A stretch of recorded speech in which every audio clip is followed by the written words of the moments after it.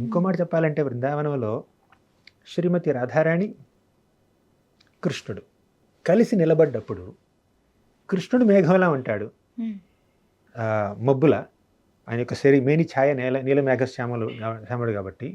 రాధారాణి ఎలా ఉంటుందో తెలుసా? బంగారు ఛాయ ఆవిడది, గోల్డెన్ ఎల్లో. తడిత్సువర్ణ చంపక ప్రదీప్త గౌర విగ్రహే ముఖ ప్రభా పరాస్త కోటి శారదేందు మండలే. అంటే శ్రీమతి రాధారాణి యొక్క మేని ఛాయ బంగారు చంపక పుష్పంలా ఉంటుంది. అంతేకాకుండా ఆవిడ యొక్క ముఖ ప్రభ పరాస్త కోటి శారదేందు మండలి. ఇందు అంటే చంద్రుడు అండి, శారదేందు అంటే శరద్ ఋతువులో ఉన్నటువంటి చంద్రుడు. అంటే ఎన్నో ఋతువులు ఉంటాయి, కానీ శరద్ ఋతువులో ఉన్నటువంటి చంద్రుడు ఎంతో అందంగా ఉంటాడు. ఆ పౌర్ణమి చంద్రుడు, శరత్ పూర్ణిమ రోజు ఉన్నటువంటి చంద్రుడు అందరికన్నా అందంగా ఉంటాడని మన శాస్త్రాలు చెప్తున్నాయి. అలా శరత్ పూర్ణిమ రోజు ఉదయించినటువంటి కోటి చంద్రుల యొక్క కలయికతో ఎంత తేజస్సు వస్తుందండి. అంత తేజస్సు కూడా శ్రీమతి రాధారాణి యొక్క ముఖ వర్చస్సు ముందు దిగదొడిపోయి. అది రాధారాణి యొక్క అందం. ఇప్పుడు కృష్ణుడి కన్నా ఎవరైనా అందంగా ఉన్నారంటే రాధారాణి, ఇంకెవరు కాదు. సరే, వాళ్ళిద్దరు కలిసి ఉన్నప్పుడు రాధారాణి ఒక బంగారు మెరుపులా ఉంటుంది, కృష్ణుడు నీలి మేఘంలా ఉంటాడు. రాధాకృష్ణుల యొక్క చిరు మందహాసాలు ఉన్నాయి చూడండి, వారి యొక్క ప్రేమ వీక్షణాలు, భక్తుల పట్ల వారు కురిపించేటటువంటి ఆ ప్రేమ, ఆ కృప, అదంతా వర్షంతో సమానం. అంటే మెరుపు ఉంది, మేఘం ఉంది, వర్షం ఉంది, మళ్ళీ రెయిన్బో కావాలి. ఇంకా చెప్పాలా? ఇంకోటి ఏమిటంటే, గోపికలు ఉన్నారు చూడండి, కృష్ణుని చూస్తూ ఉంటారు. ఫుల్లెందీవర కాంతి మిందు వదనం బర్హావతం సప్రియం శ్రీవత్సాంకముదార కౌస్తుభధరం పీతాంబరం సుందరం గోపీనాం నయనోత్పలార్చితతనుం గోపసంఘావృతం గోవిందం కలవేణువాదన పరం దివ్యాంగభూషం భజే. మీరు కృష్ణుడు వేణువు గురించి, నవలపించం గురించి అడిగారు, రెండు ఈ శ్లోకంలో ఉన్నాయి. కృష్ణుడి యొక్క అందం ఎలా ఉంటుందంటే, అప్పుడే వికసించినటువంటి ఈ నీలం రంగు పద్మం ఉంటుంది చూడండి, బ్లూ లోటస్. ఆ బ్లూ లోటస్, అప్పుడే బ్లాసమ్ అయినటువంటి ఆ బ్లూ లోటస్ని ఎవరైనా చంద్రకాంతితో స్నానం చేపిస్తే ఎలా ఉంటుందో కృష్ణుడి యొక్క మేని ఛాయ ఎలా ఉంటుంది. His bodily effulgence is like a freshly blossomed blue lotus bathed in moonlight, moonshine. అలా ఉంటుంది. అంటే నల్లగా ఉన్నవి కాంతివంతంగా ఉండకపోవచ్చు ఈ ప్రపంచంలో, కానీ కృష్ణుడు నీలి మేఘంలా ఉన్నా కూడా ఆయన కాంతే బ్రహ్మ తేజస్సు అండి. ఆ నిరాకార బ్రహ్మం అంటారు చూడండి, ఆ బ్రహ్మం ఏమిటి? ఆయన యొక్క దేహ కాంతి. ఆధ్యాత్మిక జగత్తులో కృష్ణుడి యొక్క దేహ కాంతి ఆ బ్రహ్మన్, మన శాస్త్రాలు చెప్పినట్టు. అది అంటే ఆయన కొంచెం నల్లగా ఉన్నా కూడా ఆయన యొక్క శరీరం నుంచి వచ్చే కాంతి వల్ల ఈ ఆధ్యాత్మిక జగత్ అంతా కాంతివంతం అవుతుంది అనమాట. సరే, ఇప్పుడు మెయిన్ విషయానికి వస్తే, ఇప్పుడు ఈ గోపికలందరూ కృష్ణుని అలా చూస్తూ ఉంటారు. ఎప్పుడైతే కృష్ణుడు యశోదామాతని, నందమహారాజు వారి యొక్క భవనాన్ని విడిచిపెట్టి అడవిలోకి ఆవులతోనూ, దూడలతోనూ, స్నేహితులతోనూ అలా బృందారణ్యంలోకి వెళ్తున్నాడు, అప్పుడు ఈ చిన్న చిన్న గోపికలు ఉంటారు చూడండి, గర్ల్స్, రాధారాణి, వీళ్ళందరూ బయటకు వచ్చి చూస్తారు, కృష్ణుని దర్శనం చేసుకుంటారు. ఆ దర్శనం ఎలా ఉంటుందంటే, గోపీనాం నయనోత్పలార్చితతనుం గోపసంఘావృతం. గోపికల యొక్క కళ్ళు, ప్రేమ వీక్షణాలు పువ్వులు లాంటివి అనమాట. ఆ పువ్వులు అంటే వారి యొక్క ప్రేమ వీక్షణాలు పువ్వుల్లా కృష్ణుడి యొక్క శరీరాన్ని పుష్పాభిషేకం చేస్తున్నాయి. అంటే పూల వర్షం కురుస్తుంది అనమాట. వారి చూపులు, ప్రేమ వీక్షణాలు అనేటటువంటి పువ్వులతో వాళ్ళు కృష్ణుడి మీద పూల వర్షాన్ని కురిపిస్తున్నారు.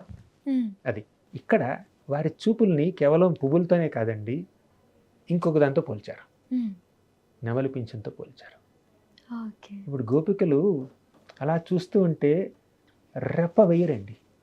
కృష్ణుడి దర్శనం చేసుకుంటున్నప్పుడు వాళ్ళు రెప్ప కూడా వాల్చరు. నెమలి పింఛంలో కళ్ళు ఉన్నాయి కదా, ఆ కన్నుకి ఏమైనా రెప్పలు ఉన్నాయా? లేదు. అవునా? అలాగే గోపికలకి కళ్ళ రెప్పలున్నా కూడా ఆ రెప్పలు ఆర్పకుండా కృష్ణుని చూస్తున్నారు కాబట్టి వాళ్ళ కళ్ళని నెమలి పింఛంతో పోల్చారు. ఎంతమంది గోపికల్ని కృష్ణుని చూస్తున్నారు కదా, వారందరి కళ్ళు నెమలి పింఛాలతో సమానం. ఇప్పుడు ఎలా అయితే గోపికలకి కృష్ణుడి మీద ప్రేమ ఉందో కృష్ణుడికి కూడా గోపికల మీద అంత ప్రేమ ఉంటుంది. వాళ్ళు ఈయన్ని దర్శనం చేసుకుంటున్నప్పుడు వారి యొక్క కళ్ళని నెమలి పించాల్లా ఉన్నాయి. వారిని ఎప్పుడు మర్చిపోకుండా ఉండడం కోసం కృష్ణుడు నెమలి పించాన్ని తల మీద ధరిస్తాడు. ఎంతోమంది గోపికలు ఉన్నారు కాబట్టి కృష్ణుడు చాలాసార్లు ఎక్కువ నెమలి పించాలు పెట్టుకుంటాడు. నెమలి పించాలి కిరీటం ఉంటుంది, ఒకటి కాదు 10 ఉంటాయి కొన్నిసార్లు. ఎందుకంటే ఎంతోమంది గోపికలు ఉన్నారు కాబట్టి. ఇంకా చెప్పమంటారా? అసలు నెవర్ ఎండింగ్ స్టోరీ కదా. ఇంకా ఒక్కటి చెప్పి ముగిస్తాను. చెప్పండి. వేణువుది కూడా. వేణు కూడా ఉంది, మిగిలింది కదా. ఓకే, నెమలి కొంచెం ఆగొట్టుకుందాం. గోపికలు జడ వేసుకుంటారు కదా. అవును. ఆ జడని ఈ బృందావనంలో వికసించినటువంటి చక్కటి పుష్పాలతో అలంకరిస్తారు. మణులు, మాణిక్యాలు, వైఢూర్యాలు, ఎన్నెన్నో రత్నాలతో, పువ్వులతో అలంకరిస్తారనమాట. రకరకాల రంగుల పువ్వులతో అలంకరిస్తారు. అలా చక్కగా అలంకరించబడినటువంటి ఆ జడ ఎలా ఉంటుందో తెలుసా?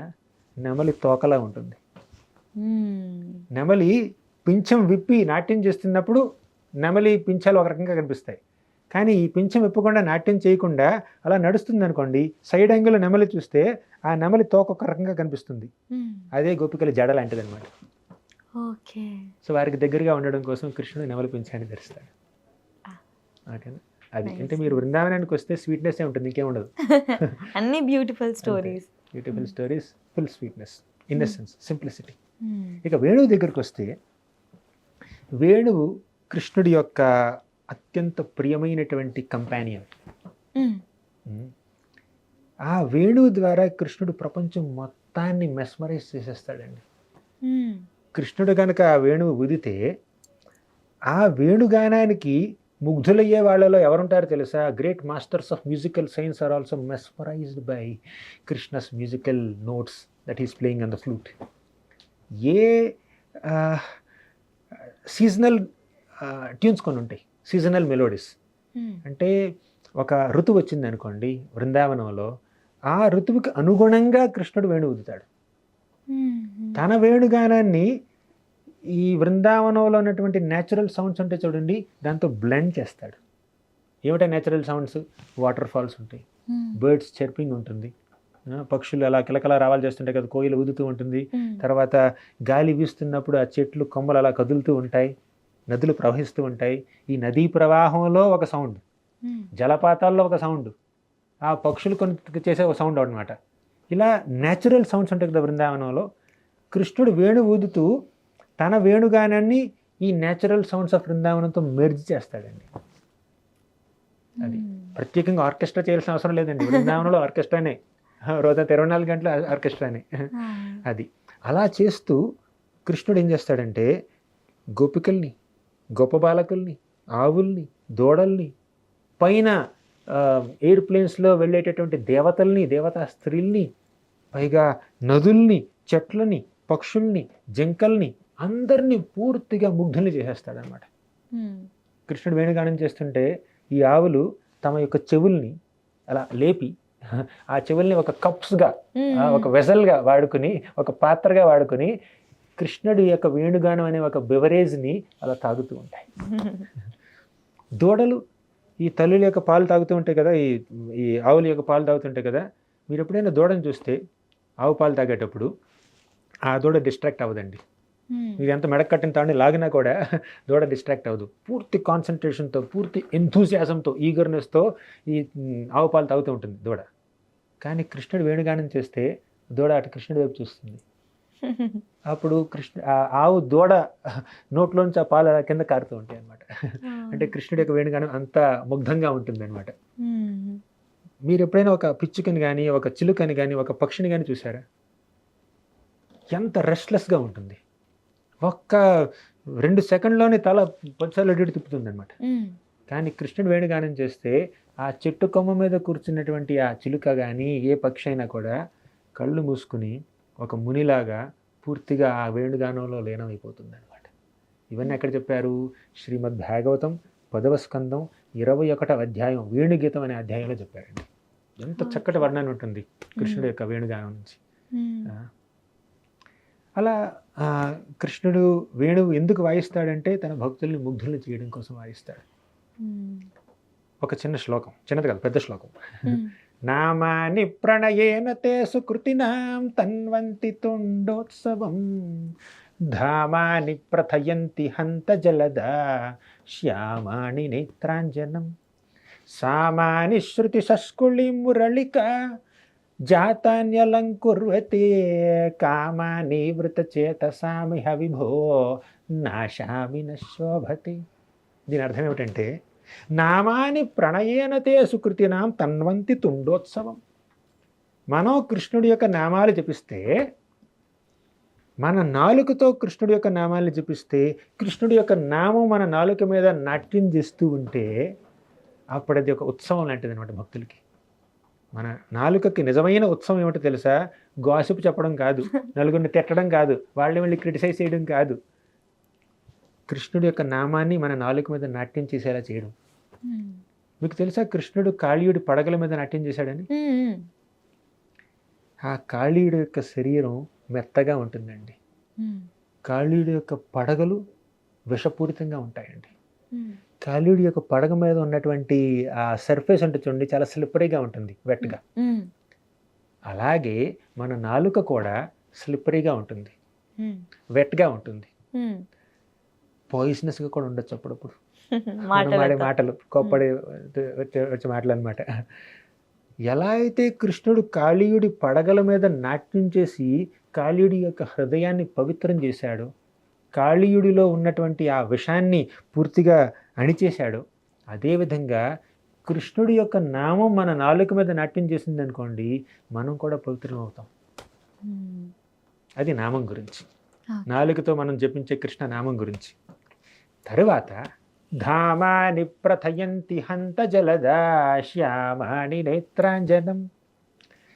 కృష్ణుడి యొక్క ఆ నల్లటి రూపం ఉంది చూడండి, ఆ రూపమే మన కంటికి కాటుక. ఇప్పుడు మన నాలుకకి డెకరేషన్ ఏంటి? కృష్ణుడి నామం. మన కంటికి డెకరేషన్ ఏమిటి? కృష్ణుడి యొక్క రూపం. మన చెవులకి డెకరేషన్ ఏమిటండి? కృష్ణుడి వేణుగానం. అదే లాస్ట్ లైన్ అనమాట, మూడో లైన్. ధామాని ప్రథయంతి హంత జలద శ్యామాని నేత్రాంజనం. నేత్ర అంజనం అది భగవంతుడి యొక్క నల్లటి రూపం. తర్వాత సామాని శృతి శస్కుళి మురళిక జాతాన్యలంకుర్వతే. ఈ చెవులకి, శృతి శస్కులి అంటే చెవులు, ఆ చెవులకి నిజమైన అలంకారం కృష్ణుడి యొక్క వేణుగానం.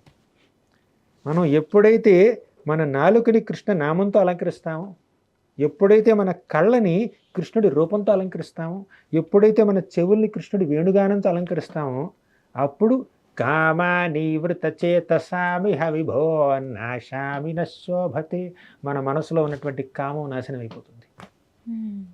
ఈ కామం వల్ల, ఈ లస్ట్ వల్ల ఈ ప్రపంచంలో ఎన్ని దురాగతాలు, ఎన్ని దారుణాలు జరుగుతున్నాయి. అది ఆపాలి అంటే ఊరికే ప్రోటోకాల్స్, పాలసీస్ సరిపోదు, చేయాల్సిందే, ఖచ్చితంగా చేయాల్సిందే. కానీ ముఖ్యంగా మనం భగవంతుడి పట్ల ప్రేమని పెంపొందించుకోవాలి. ఎప్పుడైతే మీరు భగవంతుడిని ప్రేమిస్తారో ఎదుటి వ్యక్తిని భగవంతుడి బిడ్డగా గుర్తిస్తారు. ఎప్పుడైతే ఎదుటి వ్యక్తిని భగవంతుడి బిడ్డగా గుర్తిస్తారో ఆ బిడ్డకి ఏ రకమైనటువంటి హాని చేయకూడదని మీ మనసులో అనిపిస్తుంది. అప్పుడు ఆ కామం కానీ, క్రోధం కానీ, లోభం కానీ, మోహం కానీ, మదం కానీ, మాత్సర్యం కానీ పూర్తిగా తొలగిపోయి మనసు పవిత్రమవుతుంది. దానికి ఏం చేయాలి? మనం మన చెవుల్ని కృష్ణుడి వేణుగానంతో, కృష్ణుడి యొక్క కథలతో, కృష్ణుడి యొక్క లీలలతో అలంకరించుకోవాలి. మన యొక్క కళ్ళని కృష్ణుడి యొక్క దివ్యమంగళ విగ్రహంతో, రూపంతో అలంకరించుకోవాలి, అంటే ప్రతిరోజు దర్శనం చేసుకోవాలి. మన నాలుకని కృష్ణుడి యొక్క నామంతో అలంకరించుకోవాలి, అంటే ప్రతినిత్యం జపం చేయాలి. నేను వీలైతే హరే కృష్ణ మహామంత్రం. హరే కృష్ణ. హరే కృష్ణ ప్రభుజీ, అసలు చాలా చక్కగా వివరించారు. అందమైన ఉదాహరణలు కృష్ణుడిని మీరు వర్ణించిన విధానం, అది ఊహించుకుంటుంటేనే అసలు మొహంలో చిరునవ్వు అనేది ఆగట్లేదు, అంత చాలా అందంగా వివరించారు. ఇంకెన్నో ప్రశ్నలు ఉన్నాయి, మిమ్మల్ని మళ్ళీ కలిసినప్పుడు మా సందేహాలన్నింటినీ కూడా నివృత్తి చేసుకునే ప్రయత్నం చేస్తాను. అండ్ ముందుగా మా స్టూడియోకి వచ్చి మీ విలువైన సమయాన్ని కేటాయించి సందేహాలని నివృత్తి చేసినందుకు మనస్ఫూర్తి ధన్యవాదాలు. హరే కృష్ణ. మీరు కూడా మంచి క్వశ్చన్స్ అడిగారు, శ్రద్ధగా వింటున్నారు, విని మీకు అర్థమైంది మళ్ళీ మీరు సమరైజ్ చేసి ఒక రిఫ్లెక్షన్ లా చెప్తున్నారు. అది కూడా చాలా అభినందనీయం. Thank you so much. Hare Krishna.